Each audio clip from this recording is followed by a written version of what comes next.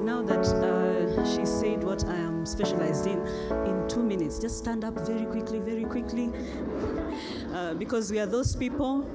In fact, we may end up having a standing meeting. Just stretch a bit, stretch, shrug backwards, forwards.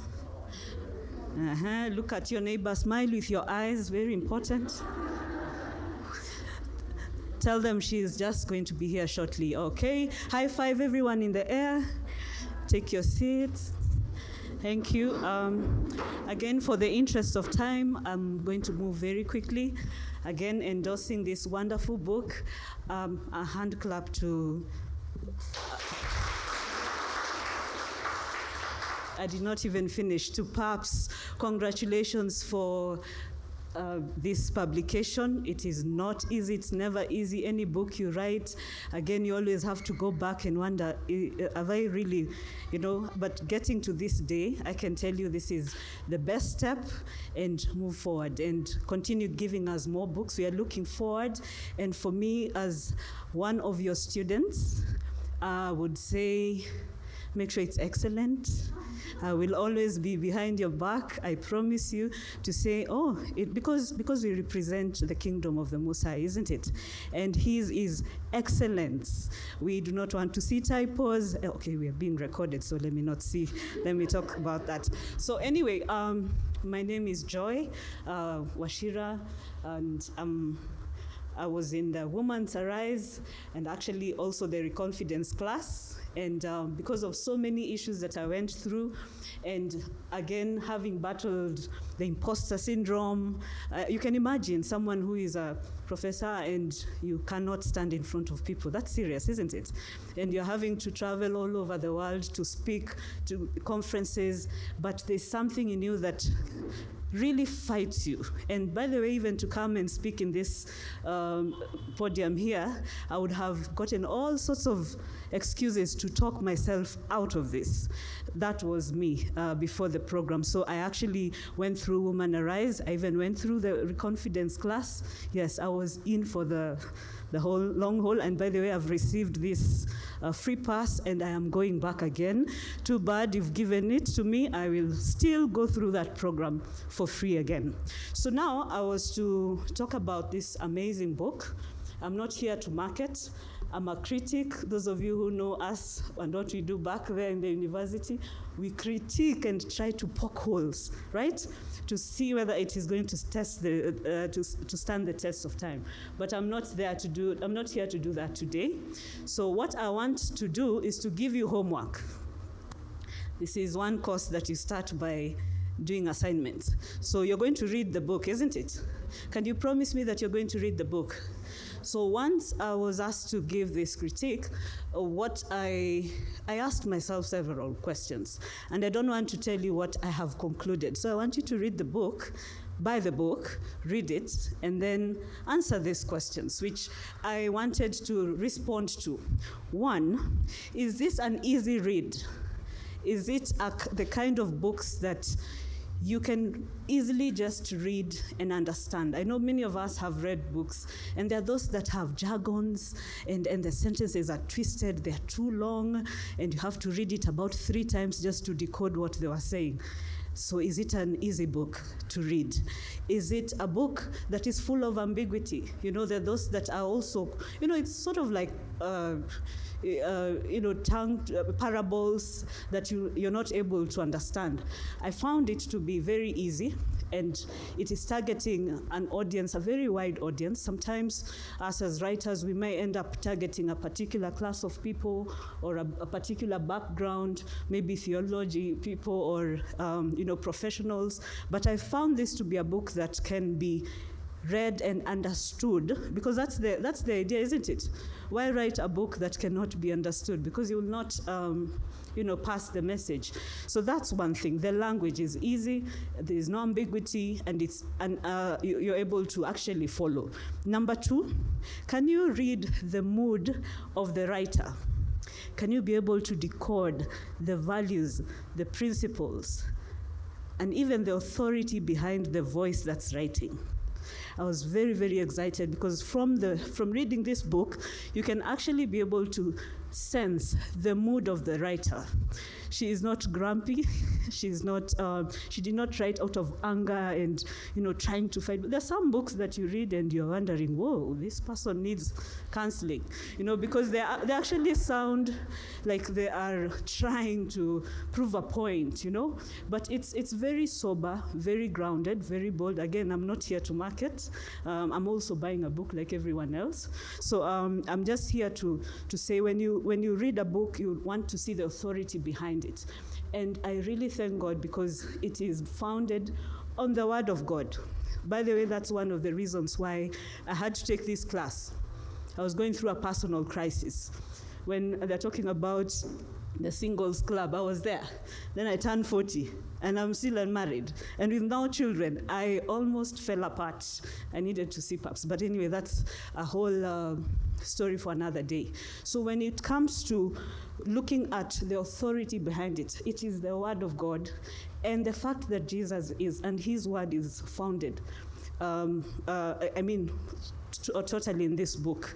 And that's actually what has made me stay and be part of this family by force. Yeah. So number 3, does the book capture the attention of the reader? Can it maintain that attention all the way to the end? How many of us have read books? And sometimes you get halfway. How many of us have books that we've never finished? We're still halfway. It still has a bookmark at the center, and you're saying, by the way, I need to go back. I'm sorry, Brenda, have a seat. I'm not the one who delayed this program. Have a seat. So I want you to actually read with, just confirm what I'm looking at, that it is possible for you to start a good book, and many writers would do a great job in the first chapters. And then midway, I don't know what happens. You lose your reader, you're not able to connect, the attention is lost. But this is a good read in that it maintains your attention, and you're able to want to read it all the way to the end. Number 4, I told you to sit down. Will it stand the test of time? Is this book going to be relevant 10 years, 15 years from now? What do you think, those of you who've read? You also don't want to just spend money and buy a book, spend that money, and you just have to read it once.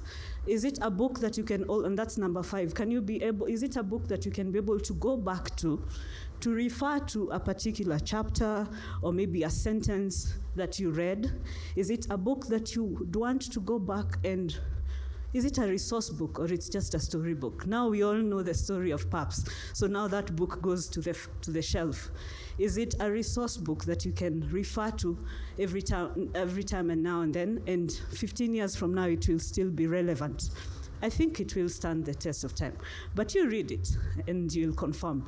So I've talked about standing the test of time, also maintaining attention, and also guaranteeing a repeat reading without necessarily just having to read once and then you keep it in your shelf and never look at it again. Right? It's up to you to confirm that. Is it thought-provoking? This is also a book that, there are those books that you read and you discover, well, I'm in a book club, I want to finish this in the next 2 days and move to the next book. It's not a quick read because it's a resource material. It's those books that provoke you to think, and you read it and you pause and you internalize and digest what you've just read and reflect. That's a good book, isn't it? Because it allows you, it actually pushes you to think and apply to your day-to-day life. And then another thing is I found it to really address the person, you the person. It's speaking to you. In fact, there's a part that talks about you being a letter, not a newspaper, okay? You're written to someone, and I like the way it speaks to the reader directly. What do you think about this? And that makes you think about it and reflect and then also apply to your life. So it's a resource material. And lastly, so I can, let me not stress her.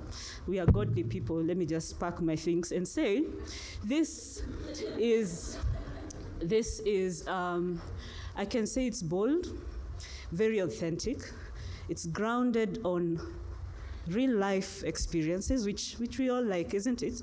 Even when you want to watch movies, you want something that's based on a true story, isn't it? And it also touches on the Word of God.